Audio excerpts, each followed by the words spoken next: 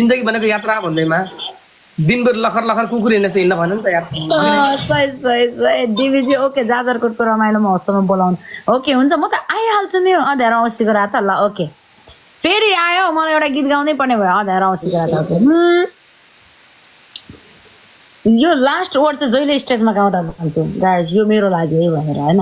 केटाहरूको लागि पनि छ नि केटीहरूको लागि पनि। त्यही भएर म जहिले स्टेजमा भन्छु यो चाहिँ मेरो लागि अहिलेको लागि भनेर भन्छु क्या। त्यही वर्ड भन्छु ल। साथीहरू भन्ने गर्छन् बिहे गर्नु पर्छ है हे हे। साथीहरू भन्ने गर्छन् बिहे गर्नु पर्छ क्यार्ने होला मेरो माया ओइ भनेरै टार्छ।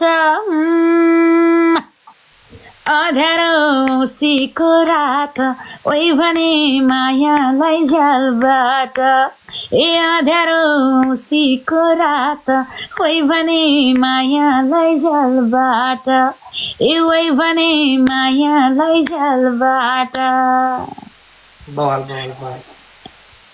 सबैजना गाइज एभ्रिवान सबैजनाले फलो गर्नु होला है। सबैजना एभ्रिवान सबैजनाले अनि माया पनि देखाउनु होला सबैजनाले। यसो ट्याप ट्याप गर्नु होला मेम्बरसिप लिनु होला सबैजनाले।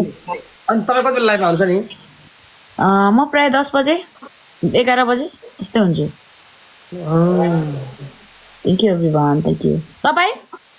म त 9 देखि 12 हजुर जहिले पनि।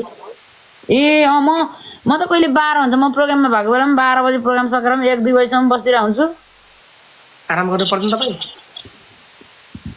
गर्छु खोइ अहिले चाहिँ गरिरहेको छु यतिको ठिकै भइरहेछ भनौँ न। अब घरको को हुनुहुन्छ? आमा बुवा पनि हुनुहुन्छ? आमा आपा दाई भाउजू नानीहरू दाईहरूको ए मेरो ठुलो फ्यामिली छ। तपाईँ पागल हुन्छ यति बुझिरहनु त्यति सबै हुनुहुन्छ। हाम्रो घरमा पनि तपाईँ चाहिँ पागल हुनुहुन्छ। मेरो घरमा 12 जना त रेगुलर भात खाने मान्छे छ। तपाईँ पागल हुनुहुन्छ। तपाईँ झन् पागल हुन्छ। मेरो घरमा 10 जना दिदी सासु छन्।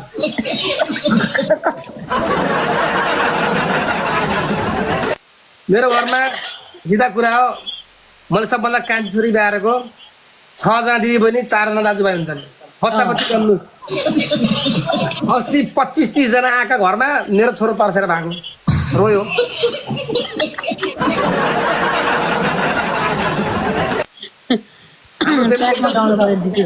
लोकेश मसँग साउन्ड कार्ड पनि छ ल। अब चाहिँ म भ्यालीमा 2 दिन बस्छु 1 दिन चाहिँ तपाईँहरू ट्र्याकमा पनि गाइदिन्छु है। रविजी thank you so much guys. जोडेको चाहिँ छैन अब जोड्नुपर्छ किनेर चाहिँ ल्याइसकेँ भाडा साडा सब। कार्यक्रम कता छ नि? अब रिसेन्ट चाहिँ म 14 गते 14 गते चाहिँ म यो 14 गते भनेको 13 गते चाहिँ म धनकुटा जान्छु। धनकुटा पछाडि 15 गते चाहिँ झापा जान्छु दुधे झापा। 19 गते इलाम 21 गते भद्रपुर।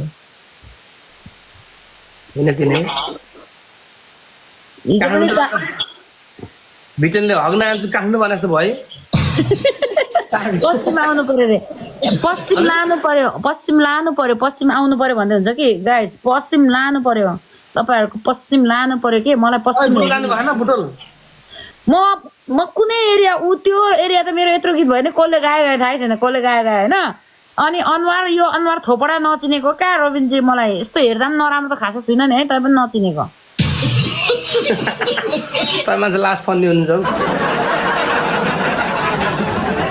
तपाईँ भन्दा पनि खुसी लाग्यो। अब म पनि ल हामी फेरि पनि जोडिनुपर्छ है त। तपाईँ यसो हुन्छ नि फेरि बोल्दै गर्नुपर्छ। खुसी लाग्यो तपाईँ नाइस टु